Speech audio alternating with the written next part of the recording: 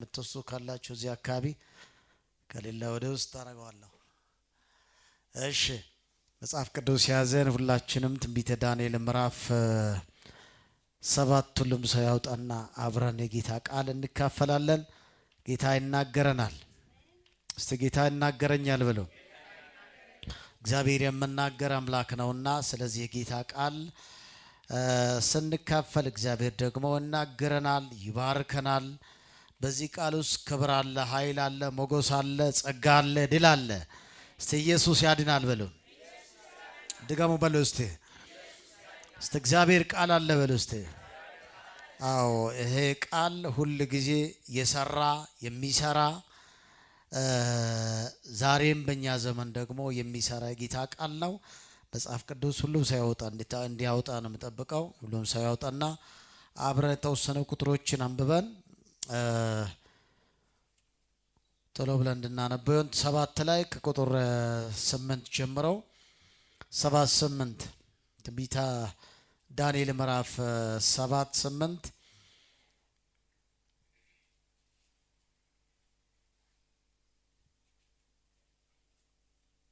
እሺ 7-8 እንደዚህ ይላል።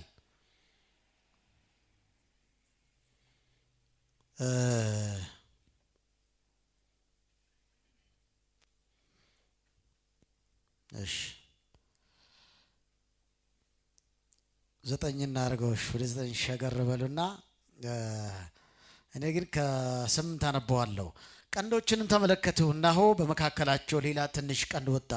በፊቱም ከቀደሙ ቀንዶች 3 ተነቃቀሉ። እነሆም በዚያ ቀንድ እንደ ሰው አይኖች የነበሩ አይኖች፣ ትዕቢትም የምናገር አፍ ነበሩት። ቁጥር 9 ዙፋንም እስኪዘረጉ ድረስ አየሁ። በዘመናት ወደ የሸመገለውም ተቀመጠ። ልብሱም እንደምን እንደ በረዶ ምን ነበር? ነጭ ነበር። ቀጥሎስ የራሱም ጠጉር እንደምን ነበር? እንደ ጥሩ ጥጥ ነበር። ዙፋኑም የእሳት ነበልባል ነበር። መንኮራኩሮቹም የምነድድ ምን ነበር? እሳት ነበር። የእሳቱ ፈሳሽ ከፊቱ ይፈልቅና ይወጣ ነበር። 1000 ጊዜ 1000 ያገለግሉት ነበር። እልፍ አላፍትም በፊቱ ምን የሆኑ ነበር? ቆሞ ነበር። ፍርድም ሆነ መጻሕፍትም ተገለጡ ይላል። ቁጥር 11 የዚያን ጊዜ ቀንዱ ይናገር የነበረው ከታላቁ ቃል ድምፅ የተነሳ አየው።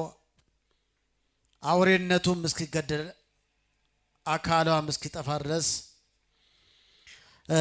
ቁጥር እነዛ ያነበብናቸው ቁጥሮች ማንሳት ቶሎ ማውራት ብንጀምር ይሻለናልና እያነበበን እንቀጥላለን። መጽሐፍ ቅዱስ ያዘን እንግዲህ ትንቢተ ዳንኤል ምዕራፍ 7 በጣም ሰፊ ሀሳብ ያለው ነውና ዛሬም በዚህ ጊዜ ልንጨርስ አንችልም፣ ግን ወደሚቀጥለውም እንደዚህ ሌላ ጊዜ ያስፈልገናል ማለት ነው እና በዚህ ባለፈው ሳምንት ያየነው ስለ ትንሹም ቀንድ አይተነዋል። ስለ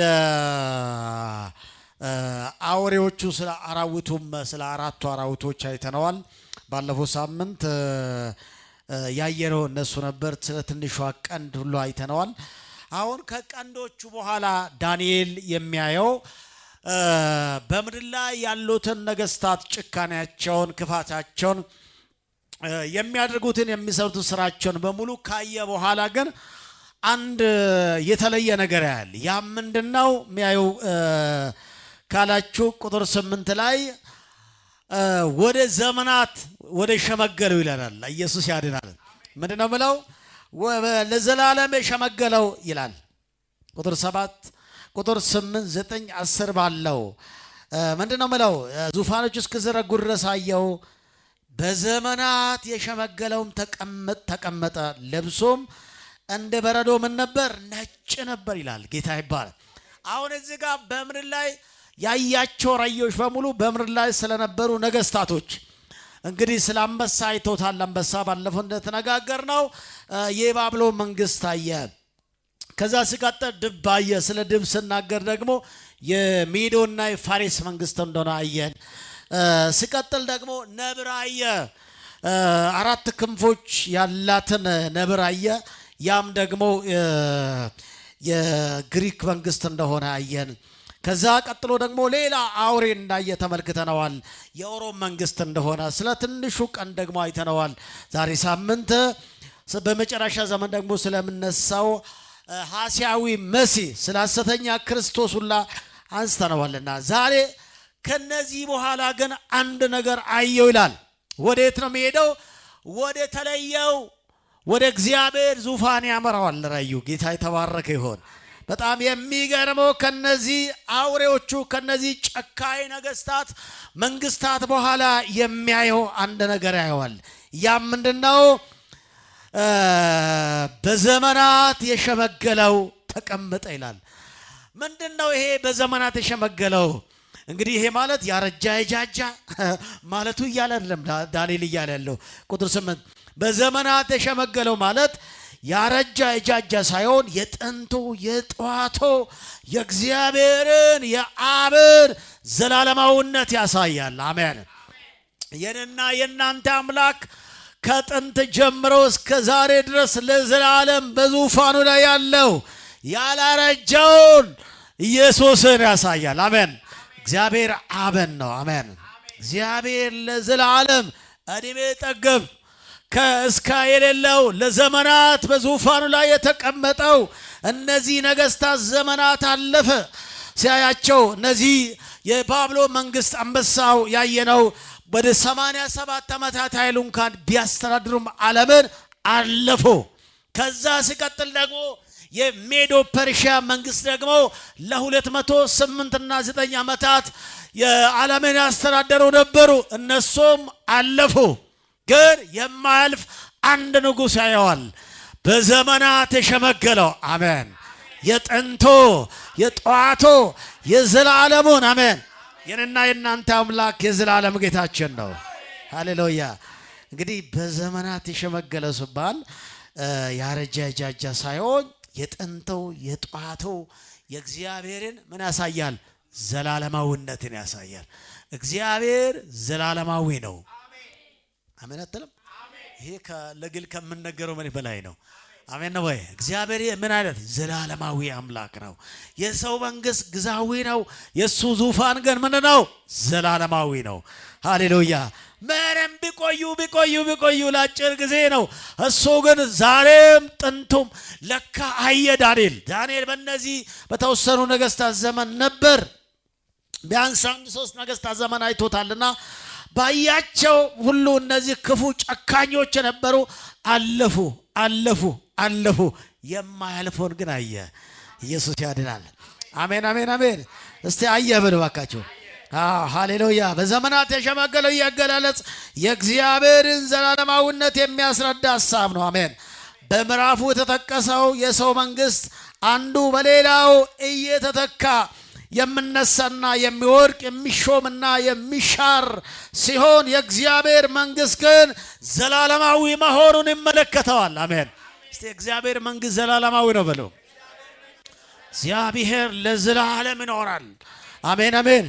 ሌላ ስነሳ ሌላ ስመጣ ጥሩ ንጉስ ነው የተባለው አለቅም ዓለምን እገዛለሁ ከኔ ሌላ የለም የተባለው ባቢሎን ሲያልፍ ያየዋል። እና ሲቀጥል የሜዶ ፐርሺያ መንግስት ሲያልፍ ያየዋል። የግሪክ መንግስት ሲያልፍ ያየዋል። አሁን ግን ለዘላለም የማይሻር እንደተሾመ ያለውን አሜን የማይወርቅ ሁሉ ጊዜ ነገሰውን ጌታ ያያል። ሃሌሉያ። የኛ አምላክ ትናንትና ዛሬ እስከ ለዘላለም ለዚህ ጌታ አስታጨብጭቡለት። የእናንተ አምላክ የምታመልኩት አምላክ ትናንትናም ነበር ዛሬም አለ ለዘላለም ያው ነው። እስቲ አሜን በል እንጂ ቶሎ በደንብ አድርግ አሜን።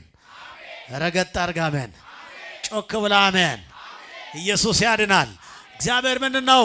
ዘላለማዊ ነው። የምታመልኩት አምላክ ዝም ብለው አምላክ አይደለም። ዝም ብለው ግዛዊ አይደለም። የሆነ ሰዓት ላይ ነበር ተቀየረ የምትለው አምላክ አይደለም። ያልተቀየረ ያለ የምኖር አምላክ ነው። አሜን ሃሌሉያ። ታዲያ የእግዚአብሔር መንግስት ዘላለማዊ መሆኑን የሚያስረዳ ሐሳብ ነውና በሌላ በኩል ደግሞ ሽማግሌዎች በእስራኤላውያን ባህል በሌሎች ብዙ ባህሎች የህብረተሰቡ መሪዎች በመሆን የክብር ስፍራ እንደሚሰጣቸው ናቸው።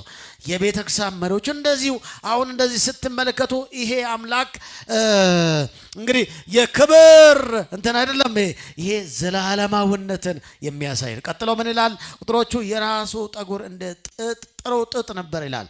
እንግዲህ ሰው እኛ ሁላችንም እያረጀን ስንሄድ ከየት ነው የምጀምረው? ከላይ ጸጉሮቻችሁ ያንዳንዱ ገና ከልጅነቱ ወጣትነቱ ነጭ የሚሆን የለም እንደነጋሸ ኢየሱስ ያድና። ክብር ነው። አጨብጭቡ ለጌታ ክብር። ያንዳንዶቹ ደግሞ አንዳንድ ጠብጠብ ያለ ያው የጸጉሩ ደግሞ ያው ከእድሜ ጋር በብዛት አሁን ወጣቶች ምንም አላገቡ ልጅ ያልወለዱ ትዳር የሚላቸው ገና በሀያዎቹ ነጭ ሲሆን ታይቷላችሁና ነጭ ሰው እድሜ ያው እድሜ እንደሄዳ ነው የምናየው አይደለ? እንደሱ በርግጥም ነው ወደሜ ሲሄድ ሙሉ ነጭ ይሆናል ወደፊት ማለት ነው። እና ያንን ስትመለከቱ ምንድነው ትዝ የምላችሁ? ሰውዬ ሸበተ እኮ ትላለህ። ሁላችንም መርጀታችን አይቀርም። አሜን ነው። ጸጉራችን ነጭም ሆነ ጥቁር ያው እየቀነሰ ነው የሚሄደው እድሜ። ግን ትልቁ ነገር ለጌታ መኖር ክብር ነው። አሜን አሜን። እድሜ ሁሉ ጊዜ እየቀነሰ ነው የሚሄደው። እያረጃችሁ እንዳለ ዋናው ደህና ነህ።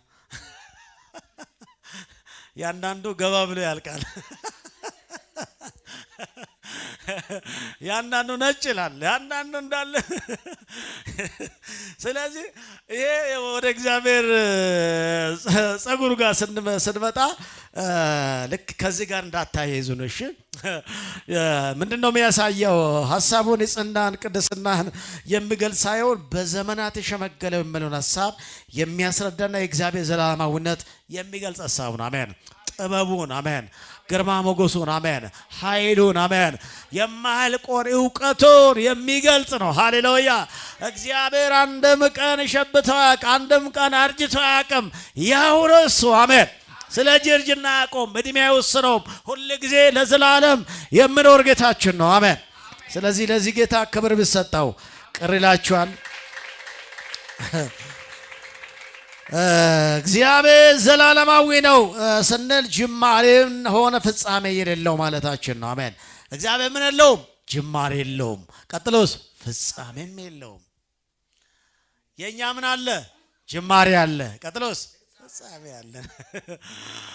አቶ እንትና 19 ምናምን ተወለዱ። በተወለዱ በምናምን ዓመታቸው ምን ሆኑ? አረፉ ይላል። ያው ከእስካለው እግዚአብሔር ግን የለውም። ሃሌሉያ። ሰው ከዛ ተነስተው እስከዚህ መጣ። ያቺን 40 ዓመት ወይም 80 ዓመት እንደምንም እቺ ድካም ያለበትን ዓመታት ነውራና ሰውየው ዛሬ የሆነ ሰውዬ የቀድሞ የአዲስ አበባ ከንቲባ የነበረው ሰው አረፉ ይላል። ዲነረፍ ሲያወራ የነበሩ ነበሩ እና ከዛ እስከዚህ ነበሩና ምን ነው ሄዶ አለፉ። እግዚአብሔር ግን እንደሱ አይደለም፣ ለዘላለም ነው። አሜን ሃሌሉያ። አያልፍም እግዚአብሔር፣ አያረጅም እግዚአብሔር። ይሄን ነው እያለ ያለው ዳንኤል ከዚህ ከመንግስታት ከአውሬዎቹ በአውሬ ከተመሰለው ከመንግስታት በኋላ የሚያየው ዙፋን ለዘላለም ሃሌሉያ፣ በዙፋኑ ላይ ያለውን ያላረጀውን ለዘላለም የሚኖረውን ያየዋል። ሃሌሉያ። እግዚአብሔር እሱን ያሳያችሁ። አሜን ነው። እግዚአብሔርን ካያችሁ እሱ ፍጻሜ የለውም፣ ጅማሬም ፍጻሜ የለውም። አንድ ጊዜ አንድ ተማሪ እንዲህ ብሎ ጠየቀና ምንድነው የጠየቀው? እግዚአብሔር ሰማይና ምድር ሲፈጥር የት ቆሞ ነበር የፈጠረው አለ። እግዚአብሔር ሲወለደው ማን ነበር አለ። ሌላ ሁለተኛ ጥያቄው ማን ነበር? አባት ያልተፈጠረ ነው እሱ ለዘላለም የሚኖር ነው። አሜን። ራሱ ፈጥራል እንጂ አይፈጠርም። እሺ ስንቀጥል በእነዚህ ቁጥሮች ላይ ወረድ ብሎ ስትመለከቱ እግዚአብሔር የነበረ ያለ ለዘላለም ዙፋኑ ላይ ለዘላለም የሚኖር አምላክ ነው። በአንደኛ ጢሞቴዎስ ምዕራፍ 6 ላይ ቁጥር 16 እናንብበው። ሁሉም ሰው ያውጣና እናንብበው። መጽሐፍ ቅዱስ ያዘን ሁለተኛ ጢሞቴዎስ ማን ነው? በአንደኛ ጢሞቴዎስ ምዕራፍ አዲስ ኪዳን ላይ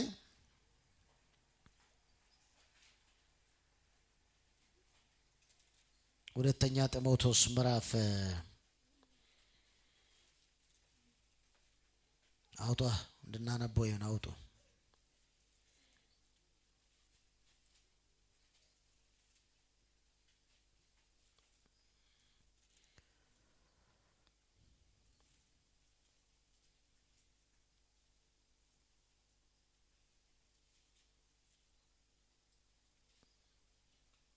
እሺ 16ኛ ቁጥር ላይ እንደዚህ ይላል፣ አነብላችኋል። እንደዚህ ይላል፣ እርሱ ብቻ የማይሞት ነው። አሜን። ማንም ሊቀርበው በማይችል ብርሃን ይኖራል። እሱ ብቻ ምን የማይሆን የማይሞት።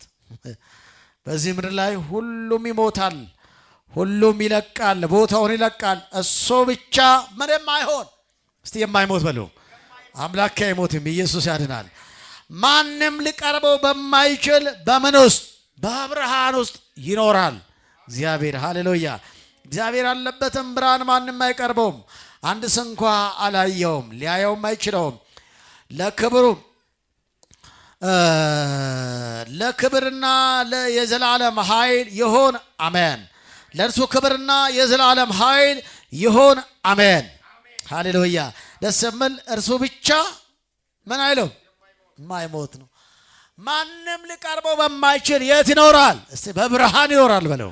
ሃሌሉያ። እግዚአብሔር ለዘላለም በብርሃን ይኖራል። ስሙኝማ እና ማንም ሊቀርበው በማይችል ብርሃን ውስጥ ያለው ትዝ የሚላችሁ ከሆነ ዘጸአት ምዕራፍ 33ኛው ላይ የእግዚአብሔር ቃል እንደዚህ ያለው ሙሴ ክብሬን አሳየኝ ባለው ጊዜ እግዚአብሔር እንደዚህ ያለው ሙሴ ክብሬን አሳየኝ ባለው ሰዓት ማንም እኮ አይቶኝ ሊድን አይችልምና ግን ሳልፍ ጀርባህን ታየዋለህ አለው እግዚአብሔር።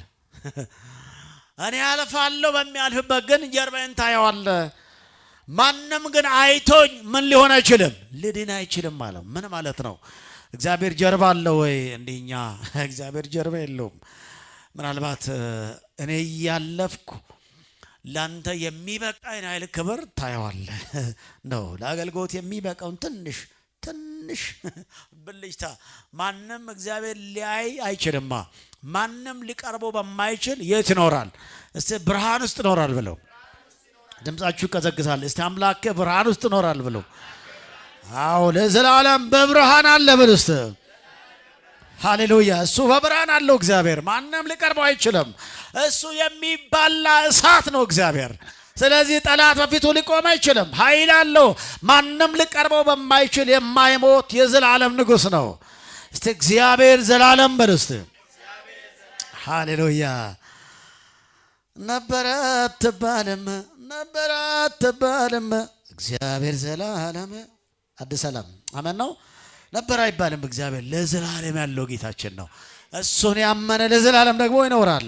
ስለዚህ በእርሱ ብቻውን የማይሞት ማንም ሊቀርበው በማይችል ብርሃን ይኖራል። በመሆኑም እግዚአብሔር ጊዜና ቦታ ሁኔታ የማይወስኑት ምን አይነት አምላክ ነው? ዘላለም አምላክ ነው። እስቲ አሜን በለው። እግዚአብሔር ጊዜና ቦታ ሁኔታ ጊዜ የማይገድበው ብቻውን ለዘላለም የሚኖር ብቸኛ ዘላለማዊ አምላካችን ነው። እሱ ብቻውን አይሞትም። በቃ ሁሉ ነገር ይሞታል። ዛሬ አልሞት ያለ ሁሉ ይሞታል። ዛሬ ኃይል አለኝ ያለ ይሞታል። ዛሬ ጉልበት ያለኝ ያለ ይሞታል። ዛሬ ስልጣን ያለኝ ሁሉ ያለው በሙሉ ይሞታል። እሱ ግን ለዘላለም ምን አይሆንም? እስቲ አይሞትም በሉ። ወረድ ስል ደግሞ እንደዚህ የምል ልብሶ የምል አታገኙም ክፍሉ ላይ እስቲ ዳንኤል ላይ እሺ፣ ዳንኤል ላይ ወደ ከጢሞቴዎስ ወጣ አልኩኝ። ዳንኤል ስትመጣ ልብሱ እንደ በረዶ ምን ነበር ይላል? ነጭ ነበር። የማን ነው እሱ? የእግዚአብሔር። በመጽሐፍ ቅዱሳችን ላይ የተለመደና የእግዚአብሔር ቅድስና ፍጹምነት ንጽህናን ለማሳየት የቀረበ ተምሳሌታዊ ሐሳብ ነውና ንጽህናውን ቅድስናውን ልብሱ ንጽህናውን ቅድስናን ለማሳየት የቀረበው ነው። ለምሳሌ ዮሐንስ ራእይ ምዕራፍ ብናነበው ዮሐንስ ራእይ ምዕራፍ አንዳንድ ጥቅሶችን ቶሎ እናንበብና እንድንጨርስ ጊዜ አይበቃንም። እሺ ዮሐንስ ራእይ ምዕራፍ 3 ላይ ምን ይላል መሰላችሁ? ቁጥር ቁጥር 5 ላይ ምዕራፍ 3 ቁጥር 5 ላይ እንደዚህ ይላል። 3:5 ቶሎ እንዳነብላችኋለሁ። እንደዚህ ይላል፣ ድል የነሣው እንደው በነጭ ልብስ ይጎናጸፋል፣ ስሙንም ከሕይወት መጽሐፍ አልደመሰስም፣ በአባቴ በመላእክት ፊት ስለ ስሙ እመሰክርለታለሁ ይላል ለዛች ቤተ ክርስቲያን። ቁጥር ምዕራፍ 4 ቁጥር 4 ላይ ደግሞ እናንብበው። 4:4 እንደዚህ ይላል። ምን ይላል መሰላችሁ? በዙፋኑ ዙሪያ 24 ዙፋኖች ነበሩት፣ በዙፋኑም ላይ ነጭ ልብስ ለለበሰው በራሱም የወርቅ አክሊል ደፍተው 24 ሽማግሌዎች ተቀምጦ ነበር ይላል። ከዙፋኑ መብረቅ ድምፅ ነጎድጓድ ይወጣል። ኢየሱስ ያድናል። ስለዚህ የነብሱ ነጭ ነው የሚለው በመጽሐፍ ቅዱስ የተለመደ ቃል የእግዚአብሔርን ቅድስና፣ ፍጹምነት፣ ንጽህና ለማሳየት ነው የቀረበው። አሜን። እስቲ እግዚአብሔር ቅዱስ ነው በሉ። እግዚአብሔር ንጹህ ነው በሉ እስቲ። አዎ ይሄ ቅዱስ ነው ማለት እኮ ዩኒክ ነው። እግዚአብሔር እንከን የማይወጣለት ሃሌሉያ። እሱ ቅዱስ ነው፣ ከሰው ሁሉ ይለያል። ሃሌሉያ። እግዚአብሔር ንጹህ ነው። አሜን። እስቲ አምላኬ ቅዱስ ነው በሉ። ሃሌሉያ። አምላካቸው ምን ነው? እስቲ ቅዱስ ነው በሉ እስቲ። ስለዚህ እግዚአብሔር ምንድን ነው? እግዚአብሔር ቅዱስ ነው። ለሰው ያላጋራቸው ተግባቦታዊ ባህሪያት እንዳሉት ሁሉ ያጋራቸውም ደግሞ ተግባቦታዊ ባህሪያት እንዳሉ አለው። ለምሳሌ እግዚአብሔር የማያጋራቸው ለሰው ልጆች የማያካፍላቸው ባህሪያቶች አለው። ለምሳሌ ሁሉን ቻይነት እግዚአብሔር ለሰው አያጋራውም። ብቻው የራሱ የሆነው እግዚአብሔር ሁሉን ቻይ ነው። ጮና እግዚአብሔር ሁሉን ቻይ ነው በል እስቲ። ይሄ ብቸኛ የእግዚአብሔር ባህሪ ነው። ማንም ሊያጋራ ሊወስተው ሊጠቀምበት የማይችል። ቀጥሎ በሁሉ ቦታ መገኘቱ። አሜን። እግዚአብሔር በሁሉ ቦታ የተገኘ ነው። አሜን። ደግሞም ይገኛል። እዚህ አለ፣ እዛ አለ።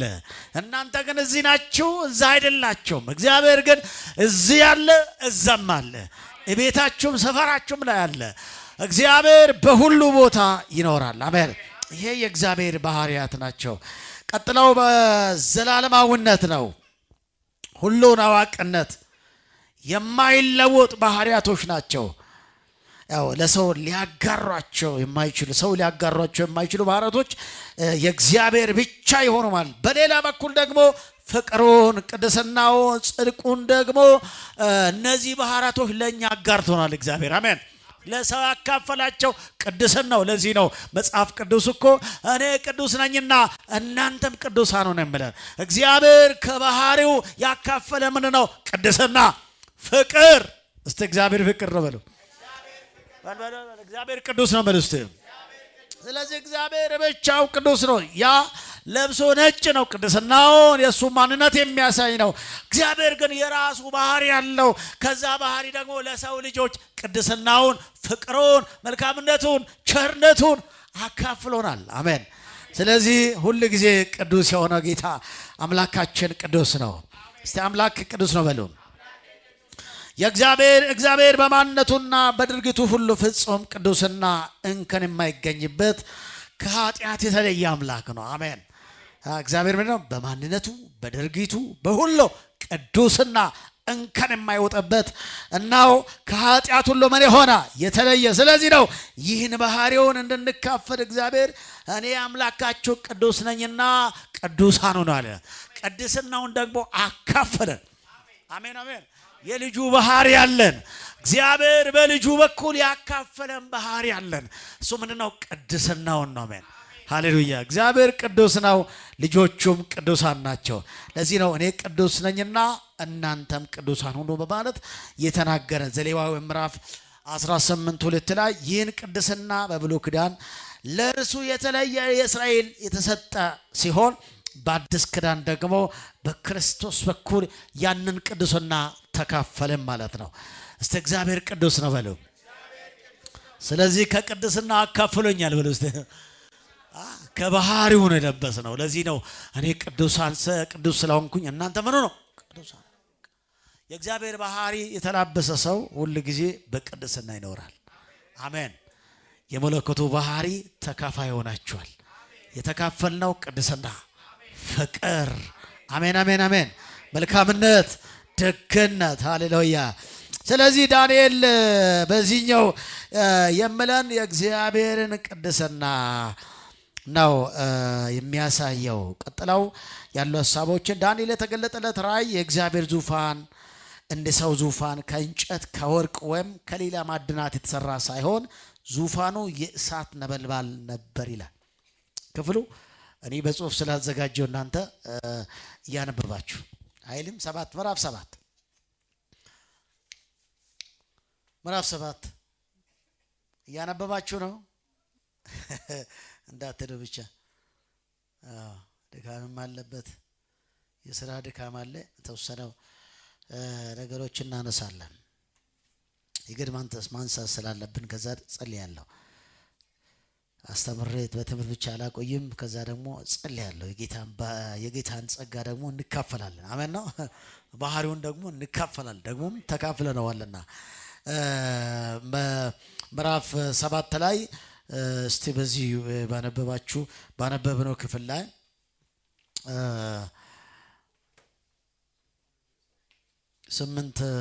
ስምንት ላይ እኔ ለእናንተ ላንብብላችሁ ብዬ ነው። እኔ ከቀደመው ማን ነው 9 10 ልብሱ እንደ በረዶ ነጭ ነበር፣ የራሱም ጠጉር እንደ ጥሩ ጥጥ ነበር። ዙፋኑም የእሳት ምን ነበር ይላል? ነበልባል ነበር ይላል። መንኮራኮሮቹ ምን ነበር? የሚነድድ ምን ነበር ይላል? እሳት ነበር ይላል። ሃሌሉያ።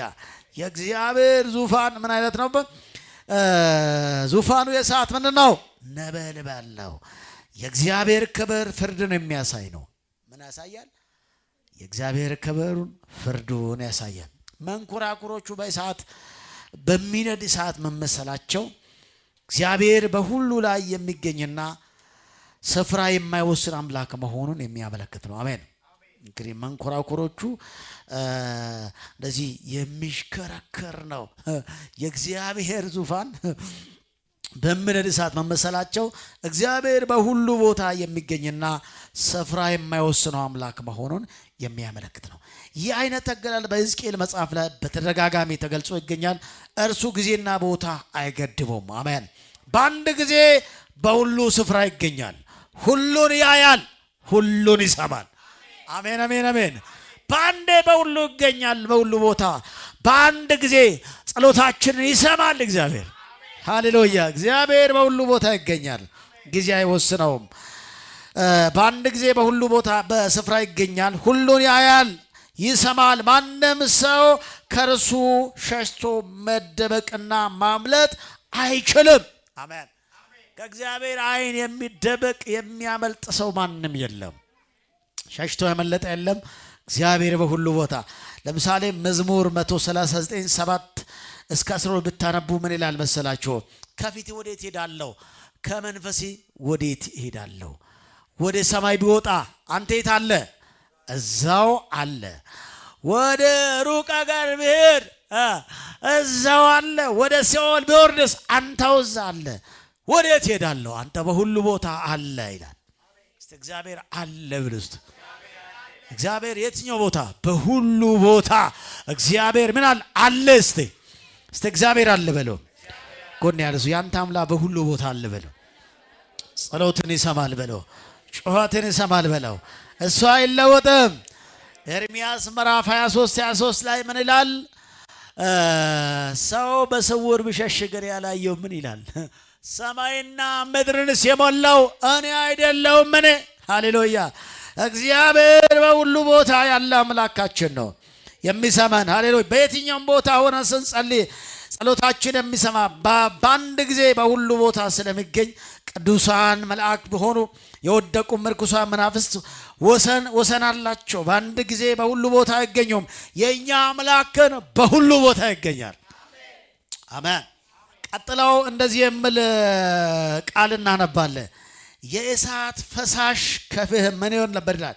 ይፈልቅና ይወጣ ነበር። እያንዳንዱ ቃላቶች እያየን ስለሆነ ምን ይወጣል? ይህ የእሳት ምን ፈሳሽ ምን ይሆን ነበር? ከፊቱ ምን ይሆን ነበር? የእሳት ቁጥር 10 ላይ የእሳት ፈሳሽ ከፊቱ ይፈልቅና ይወጣ ነበር ይላል። ምን ነበር? ይወጣ ነበር። ይህ ምን ያሳያል? ክብሩንና ፍርዱን የሚገልጽ ነው። አሜን። ያ እሳት በእሳት የተመሰለው እግዚአብሔር መገኘቱን፣ ክብሩን፣ ፍርዱን ያሳያል። ኢየሱስ ያድናል። በእሳት ይህ ክብሩና ፍርዱን ይገልጻል። በፊቱ የቆመው ያገለገሉ የነበሩ ሺህ ጊዜ ሺህ እና እልፍ አላፋት መላእክቶች ወይም ቅዱሳን ሰዎችን የሚገልጽ ሐሳብ ነው። እዚህ ጋር ሺህ ጊዜ ሺህ መላእክቶች፣ እልፍ አላፋት ማይቆጠሩ ቁጥር የሌላቸው ስፍር ቁጥር የሌላቸው አምላካችንን እንደውም ደግሞ ሰዎችን ጭምር ያመልኩታል። ሃሌሉያ። እኛ ባናመልኩም እሱ አምላክ ብዙ ናቸው። አሜን። በዙሪያ እልፍ ጊዜ እልፍ ሺህ ጊዜ ሺህ ከቁጥር በላይ ማይቆጠር መልአክ በዙሪያው ደግሞ እሱን ያመልኩታል። እነሱ አምላክ ናቸው። ኢየሱስ ያድናል። ይሄ ቅዱስ አምላካችን ነው። አሜን።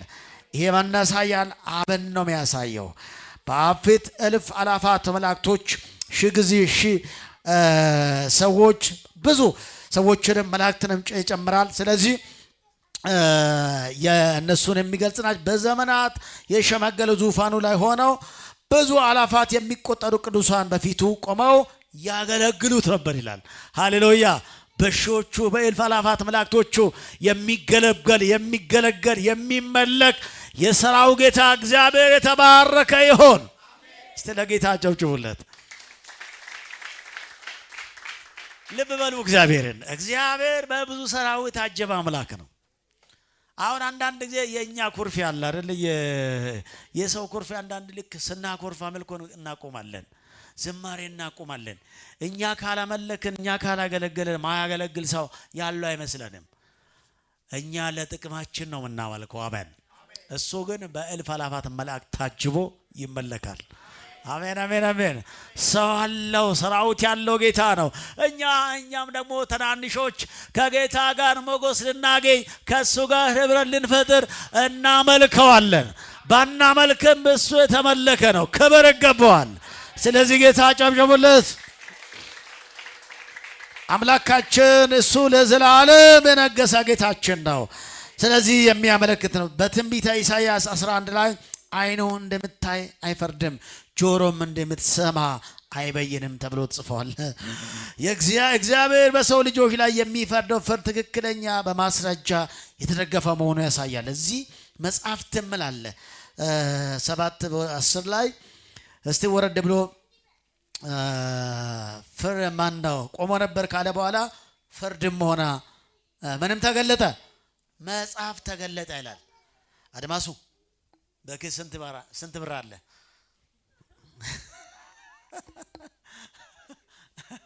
ጎን ያለ ሰው ዳና ነው ወይ በሉት። በል ከምሽቱ ስንት ሰዓት ነው በለው። ሰዓት ጠይቁልኝ እስቲ። ጎን ያለ ሰው ሰዓት ጠይቅልኝ። ስንት ሰዓት ነው በለው። ኢየሱስ ያድናል። ቲክቶክ ላይ አላያችሁም? ይችነሳ አድማሱ ይለዋል አንድ ነብይ በኪስ ስንት ብር አለ ይለዋል። ከዛ 5 ብር ብቻ ነው ያለኝ ይላል አድማሱ። ከዛ ና እንዲህ በዘልይ ጸልያለሁ ይላል። ያንን ደግሞ እነዚህ ቲክቶከሮቹ ደግሞ ይዞት ወጡና ይቀልዱበታል ማለት ነው። ጎን ያለው ሰው ዳና ነው ወይ በሉት። እግዚአብሔር ትልቅ ነው። እስቲ እግዚአብሔር ትልቅ ነው በለው። ዛሬ እያየን ያለነው ስለ እግዚአብሔር አብ የበላይነት ዘላለማዊነት ነው። አሜን ሃሌሉያ። መጽሐፍትም ምላለ እዚህ ጋር አይደለ? ፍርድ ሆና መጽሐፍትም ተገለጠ ይላል። ፍርድ ሆና ምንም ተገለጠ ይላል፣ መጽሐፍትም ተገለጠ ይላል። በዘመናት በሸመገለው ፊት የተዘረጉ መጽሐፍት የእግዚአብሔር ፍርድ ማስረጃዎች፣ የእግዚአብሔር ፍርድ በሙሉ በማስረጃ የተደገፈ ነውና መሆን የሚያመለክት ነው። ትንቢተ ኢሳይያስ 11 ላይ እግዚአብሔር ዝም ብሎ አይፈርድም፣ በማስረጃ በትክክል በዓለም ሁሉ ላይ ምን አለ? ፍርድ አለ። ማንም ሰው ከእግዚአብሔር ፍርድ ሊያመልጥ አይችልም። እያንዳንዱ ምን ጠብቆታል? ፍርድ ጠብቆታል። ክፉንም ደጉንም የሚቀበልበት ጊዜ ያለው ማለት። ስለዚህ ሁላችንም በፍርድ ወንበር ፊት ምን እንሆናለን? እንቆማለን። እግዚአብሔር አምላክ ፈራጅ ነው። አይን እንደሚያይ አይደለም። እግዚአብሔር ጆሮ እንደሚሰማ አይደለም። አይን እንደሚያይ በትክክለኛ ጆሮ እንደምትሰማ አይበየንም። አይኑ እንደምታይ አይፈርድም፣ ጆሮም እንደምትሰማ አይበየንም ተብሎ ተጻፈው። ስለዚህ እግዚአብሔር በሰው ላይ የሚፈርደው ፍርድ ትክክለኛና በማስረጃ የተደገፈ ነው። ኢየሱስ ያድናል። እግዚአብሔር ዝም ብሎ ሰወረ ስለሰማ ማስረጃ ብሎ ሰብስቦ በቃ አይደለም የሚፈርድ። ትክክለኛ ቅን ፈራጅ፣ ጻድቅ ፈራጅ እግዚአብሔር ነው። አሜን። እግዚአብሔር ትክክለኛ ዳኛ ነው በለው። በዘመናት በሸመገሉ የተዘረጉ መጽሐፍት አንድ ብቻ እንዳልሆኑ መጽሐፍ ተብሎ መገለጹ በዮሐንስ ራእይ ምዕራፍ 20 ላይ ቁጥር 12 ከተገለጸው ሔዋን የተጻፉበት መጽሐፍትና የሙታን ክፉ ስራ የተጻፈበት መጽሐፍ ሐሳብ ጋር ተመሳሳይነት አለ። እሱን እናንብበው እስቲ አንድ ዮሐንስ ራእይ ጋር። እነዚህ ልጆች ዝም ተሰኛቸውም ጎን ላይ ያላችሁ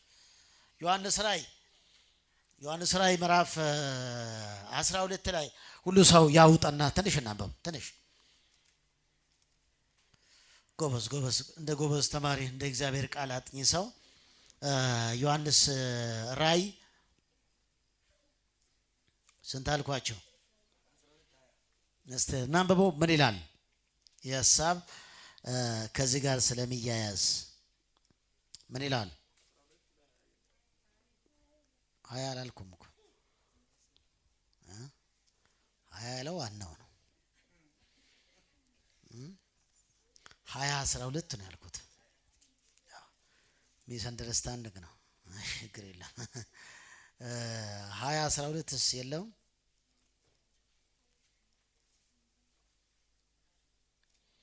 እሺ ምን ይላል? እሺ ቀጥል ጮክ ብለህ ቀጥል። ድምፅን ከፍ አድርግ። ሙታን ትናንሾችና ታላላቆች በዙፋኑ ፊት ቆመው አየሁ። ተከፍቶ ሌላ መጽሐፍንም ተከፍቶ እርሱ የሕይወት መጽሐፍ ነው። ሙታን በመጽሐፍት ተጽፎ እንደነበሩ እንደ ስራቸው መጠን ተከፈሉ። በጣም የሚገርም ነው። ሙታንም ትናናሾችንና ታላላቆችን በዙፋኑ ቆሞ አየሁ። መጽሐፍትም ተከፈቱ፣ ሌላ መጽሐፍ ተከፈቱ፣ እርሱም የሕይወት መጽሐፍ ነው ይላል።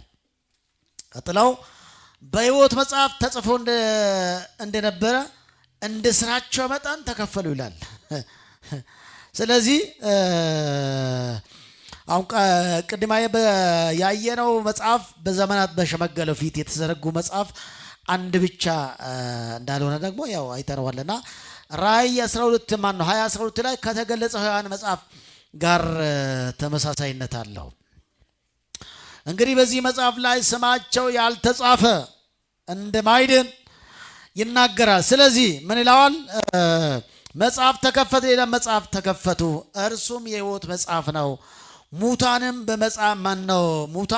በመጽሐፍ ተጽፎ እንደነበረ እንደ ስራቸው መጠን ምን ሆኑ ይላል? ተከፈሉ ይላል።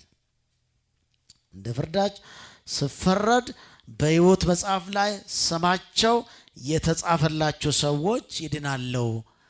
እነዛ ሰዎች ደግሞ እንደ ስራቸው ይከፈላሉ።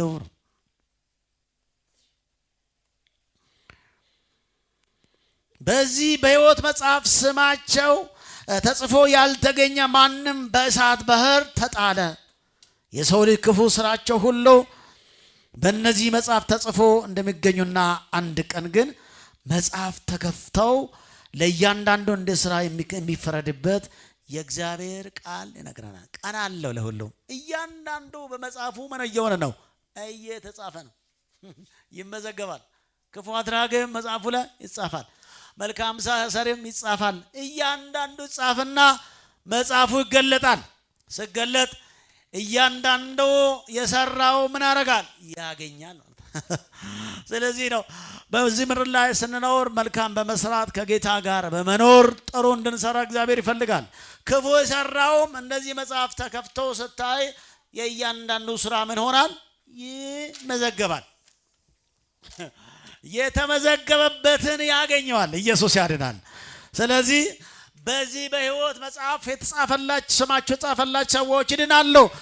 የተደረገው መልካም ስራ ጥሩ ነገር ያደረገው በዛ የሰራውን ያጭዳል። ለዚህ ነው እግዚአብሔር ቃል ምን አለ? ራእይ ሲዘጋ የመጨረሻው ላይ ምን አለ? እነሆ ምን ብዬ እመጣለሁ? ቶሎ እመጣለሁ አለ። ከዛስ ለእያንዳንዱ እንደምን እንደ ስራው መጠን ይከፍል ዘንድ ምን አለኝ? ዋጋ አለ አለ። ዋጋውን አስቀምጠው ነው እግዚአብሔር እኮ ዝም ያለው። እግዚአብሔር በየቀሩ እያነው እየመረመረ እየፈረደ አለ። ምናልባት በዚህ ምድር ላይ እግዚአብሔር ሊፈርድ ይችላል። ግን እግዚአብሔር የእያንዳንዱ ምን በሉ እንደው ከላይ በኩል ምንድነው ማለት የሚጸድቅ ምን ይሆን? ይጽደቅ። እርኩሰት የሚያደርግስ ያድርግ።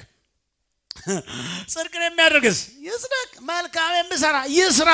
እነሆ ቶሎ እመጣለሁ፣ ለእያንዳንዱ ምን አለው? ስራ አለው ይላል። እሰጣለሁ፣ ዋጋ አለው። እግዚአብሔር በሚመጣበት ጊዜ ለእያንዳንዱ ምን ይሰጠዋል? እስቲ ዋጋ አለው በል እስቲ። ክፉ የሰራውም ያን ነው፣ መልካም የሰራውም ያን ነው። በጌታ ያመነው ያን ነው፣ በጌታ ያላመነው ያን ነው። የተመደበለትን ያንን ያገኘዋል ማለት። ስለዚህ እግዚአብሔር ዛሬም ከሱ ጋር በጽድቅና በእውነት መኖር ይሆንልን። አሜን በል እንጂ። አንድ ቀን ሁላችን በእግዚአብሔር የፍርድ ዙፋን ፊት እንደምንቀርብና የሁላችን ስራ የተመዘገበበት መጽሐፍ ተገልጠው እንደየስራችን እንከፈላለን፣ እናገኘዋለን። በየወሩ ስታገኙ ደሞዛችሁን ምን ያረጋችሁትን ነው? እሺ በየሳምንቱ የምታገኙ ምን ያረጋችሁትን ነው? እሺ በየቀኑ የምታገኙ ካላችሁ ምን ያረጋችሁትን ነው? የሰራችሁትን ነው። እናንተ አሁን የሰራው እኮ ነው። የሰራው ደሞዝ ተመዝግቦ እያንዳንዱ በዚህ ወር ላይ ወራዊ ደሞዝ ይሄን ያለው ተባለውን እያንዳንዱን ያገኘዋል። በሰማይም እንደዚህ ነው። በዚህ መጽሐፍ ላይ እያንዳንዱ ስራ ይመዘገባል። ስመዘገብ ክፉ ከሆነ ክፉ ነው ያገኘዋል፣ መልካም ከሆነ መልካም ነው ያገኘዋል። ኢየሱስ ያድናል። ስለዚህ ሁላችንም ፍርድ እንዳለ ማወቅ ያስፈልጋል። ማንም ሰው ከፍርድ አይመልጥም። በዚህ ምድር ላይ እንደምንም አድርገን ሾልከን በዳኛ በጉቦ ምናምን አታለን ከፍርድ እናመልጥ እንችላለን በምድር ላይ። ነገር ግን እግዚአብሔር እያንዳንዱን ይመዘግብና መዝገቡ ይመጣል። ሁሉም ሰው ልክ እንደዚህ ሁሉም ሰው ይቀርባል ዳኛ ፊት። ከባድ ነው አይደለ? ፍርድ ቤት ተካሳችሁ ወይም ከሳችሁ ተከሳችሁ የምታውቁ ሰዎች ካላችሁ ዳኛ ፊት ይከብዳል። ለመጀመሪያ ጊዜ ፍርድ ቤት ቆሜ ያለውና የቆምኩበት ቀን ትንሽ ተንቀጠቀጥኩኝ ማለት ነው። ስባል የሰማሁት ወሬ ያው ዳኛ ፊት እንግዲህ ዳኛ ፊት ብዙ ማውራት አትችሉም። ለዚህ ነው ብዙ ሰዎች ዳኛውን ስለሚፈሩ ነው ጠበቃ የሚቀጥሩት። ያው ዳኛ ያስፈራል፣ ልብሱም ጭምር ስለሚያስፈራ እዛ እጅ ማወራጨት አይቻልም። ለዚህ ክቡር ዳኛ ምናምን ዳኛ አፋር ዳኛ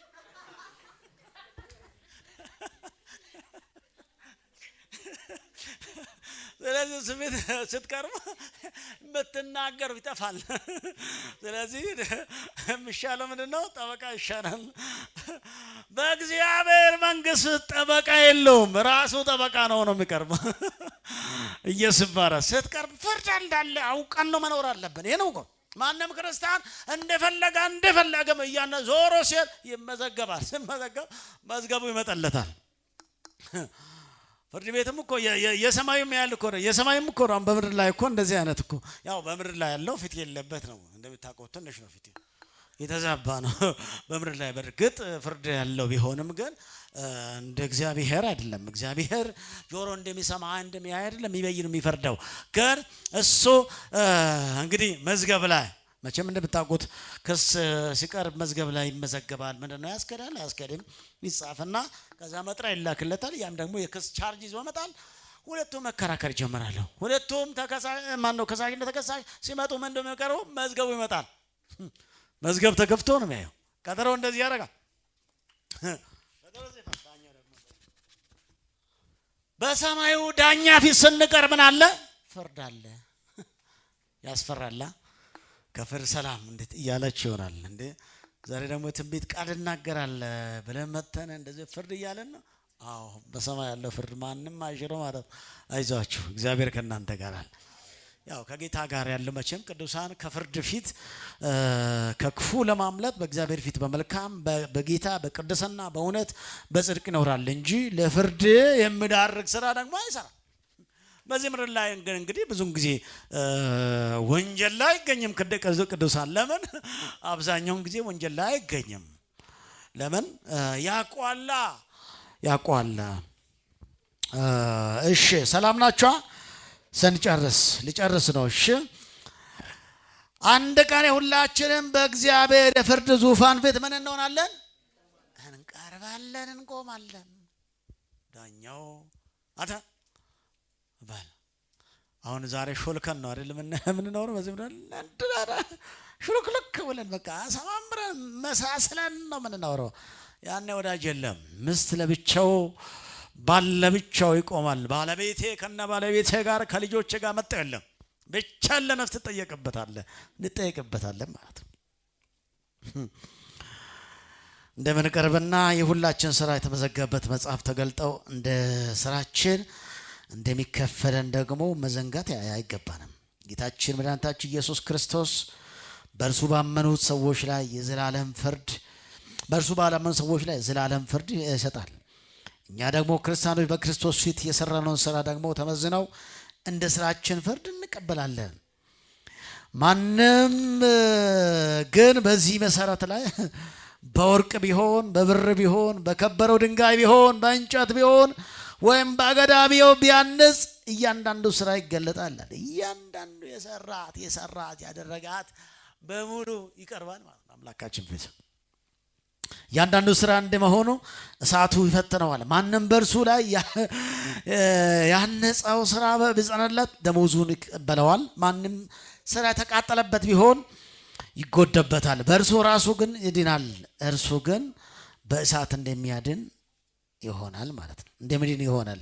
አንደኛ ቆሮንቶስ 3:12-15 መልካም ቢሆን ክፉ ቢሆን እንዳደረገ እያንዳንዱ በስጋው የሰራውን ብድራቱን ይቀበል ዘንድ ሁላችንም በእርሱ ፍርድ ወንበር ፊት ልንገለጥ ይገባናል። ስለዚህ እግዚአብሔር አምላክ በፍርዱ ቀን በመልካም ጥሩ ነገር የሚከፈሉ ሰዎች ያርገን። አሜን ነው። መልካም እንደሚያጭዱ ሰዎች ጌታ ያርገን። እግዚአብሔር ተባረከ። ከዚህ በላይ አልድምና ሃሌሉያ። ቀጥሎ 13 14 15 ምናምን የምለው ስለ ወልድ የሰው ልጅ የምለው ነው የሚቀጥለው። ጊዜ ገደበናል። ከዚህ በላይ አንድበትም። ቀጣይ እናየዋለን። ስለ ወልድ እዚህ ጋር ያየነው እስካሁን ድረስ ስለ አብ ነው ያየነው። በዘመናት የሸመገለ የተባለው ስለ እግዚአብሔር አብ ነው ያየነው። እሱ ደግሞ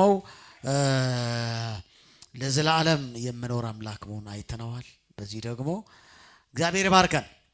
ስለ እግዚአብሔር ታላቅነት፣ ስለ እግዚአብሔር ዘላለማዊነት የፍርድ አምላክ መሆኑን ሁሉም ሰው የእያንዳንዳችን ስራ በእግዚአብሔር ፊት እንደምታይ ነው ያየነው።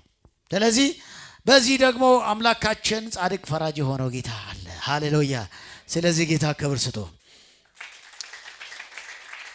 ከዚህ በመቀጠል ወደ ጸሎት ነው የምንሄደው። እስቲ ባላችሁ በቆሙና አጭር ጸሎት ጸልያን ተበራርከን እንሄዳለን። ኢየሱስ ያድናል። አጭር ደቂቃዎችን ያው የማታ ስብከት ጊዜው አይበቃንም፣ ግን በቂ ሰዓት ነው የወሰንነው። ስለዚህ በዚህ በዳንኤል መጽሐፍ ላይ ያየነው በዘመናት የሸመገለው የጥንቶ የጠዋቱ እግዚአብሔር ሃሌሉያ።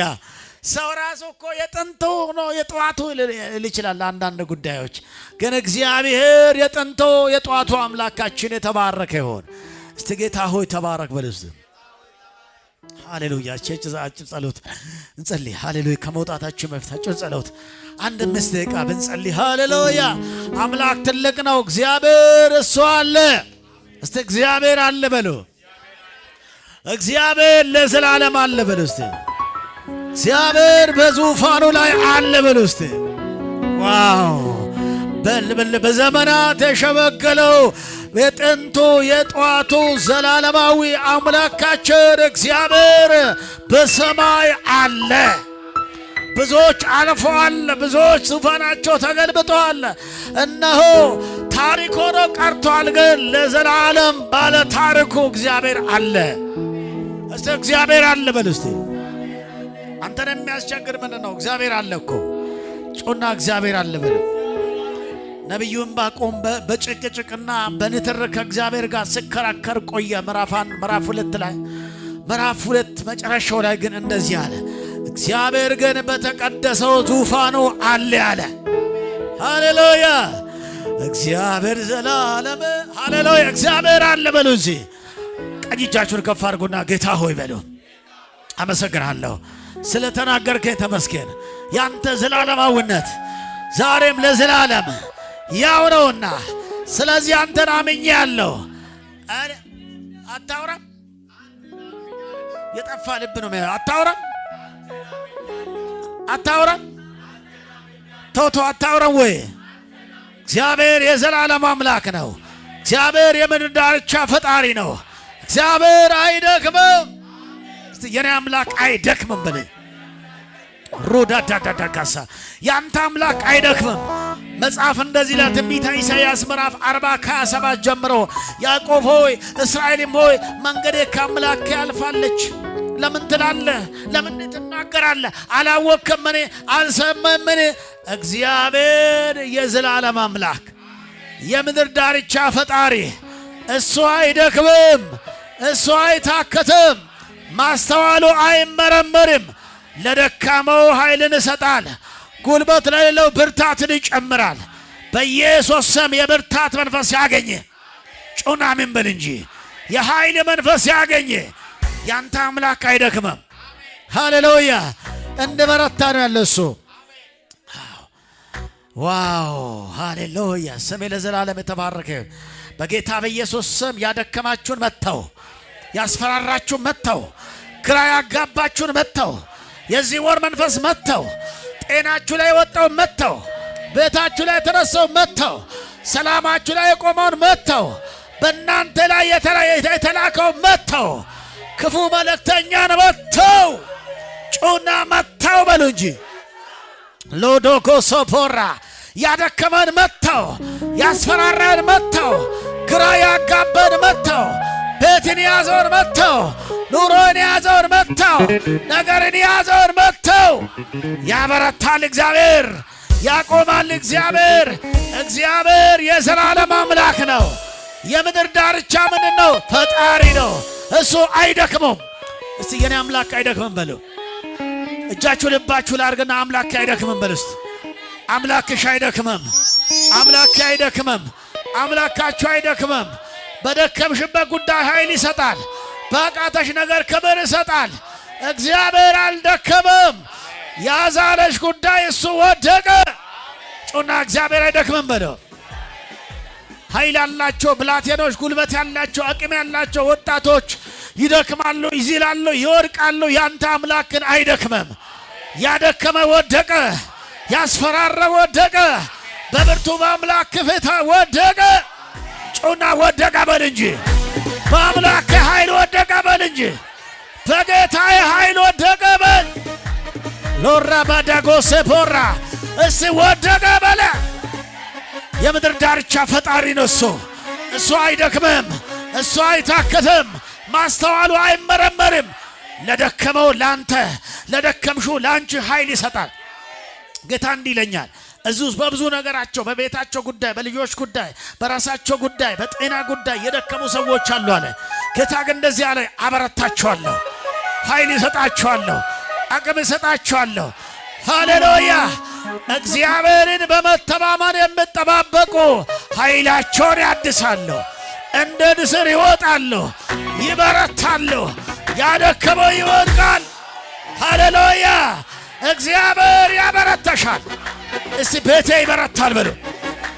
መጽሐፍ እንደዚህ ይላል፣ ብዙ ዘመን በዳዊትና በሳኦል ቤት መካከል ጦርነት ነበር ይልና የሳኦል ቤት እየደከመ፣ ጠላት ይደክማል፣ ሟርተኛ ይደክማል፣ አሳዳጅ ይደክማል፣ የመታ ይደክማል፣ ይሞታል ያለው ይደክማል፣ በየቀኑ የሚያደባ ይሞታል። አንተ ግን ትበረታለህ።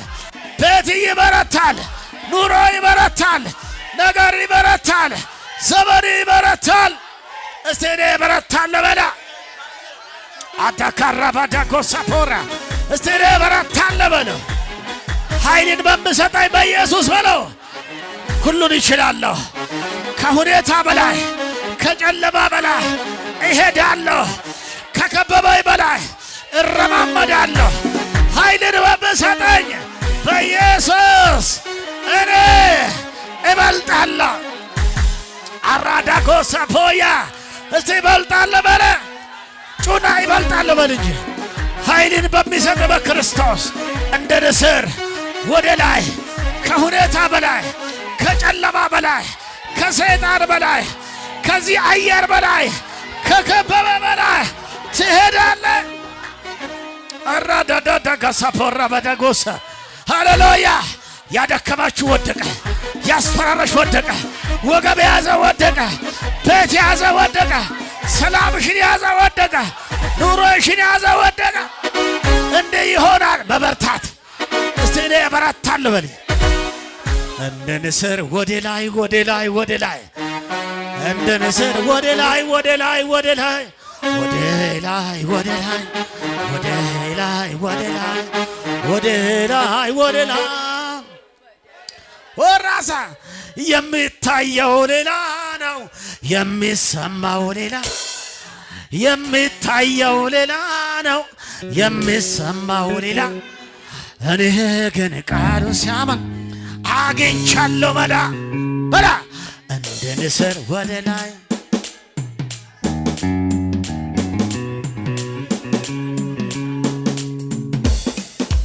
ላይ ወደ በላ ወደ ላይ ወደ ላይ ወደ ላይ ወደ ላይ ወደ ላይ ወደ ላይ ወደ ወደ ላይ ወደ ላይ የሚታየው ሌላ ነው፣ የሚሰማው ሌላ። የሚታየው ሌላ ነው፣ እኔ ግን ቃሉ አግኝቻለሁ ማለት እንደ ንስር ወደ ላይ ወደ ላይ ወደ ላይ እንደ ንስር ወደ ላይ ወደ ላይ ወደ ላይ ወደ ላይ ወደ ላይ ወደ ላይ ወደ ላይ ወደ ላይ ወደ ላይ ወደ ላይ ወደ ላይ ወደ ላይ ወደ ላይ ወደ ላይ የሚታየው ሌላ የሚሰማው ሌላ። እኔ ግን ቃሉ ሳመን አግኝቻለሁ መላ። የሚታየው ሌላ ነው፣ የሚሰማው ሌላ። እኔ ግን ቃሉ ሳመን ጨለማ የበራ ወደ ላይ ወደ ላይ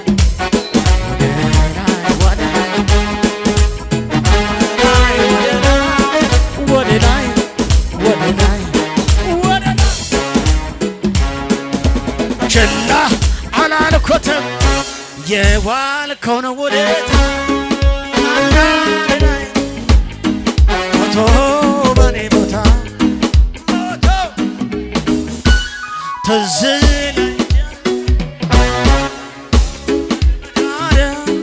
ሌላ ታመመ ነው ለኔ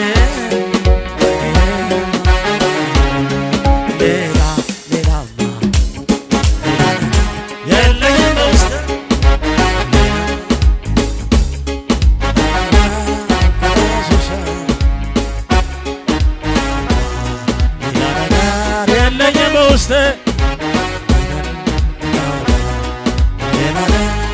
ኢየሱስ ሃሌሉያ። ኢየሱስ ያድናል። ከሁኔታ በላይ ከጊዜ በላይ ከፍ ያደርጋል ኢየሱስ። አሜን አሜን። አሁን ያለው ጨለማ አይዝህም።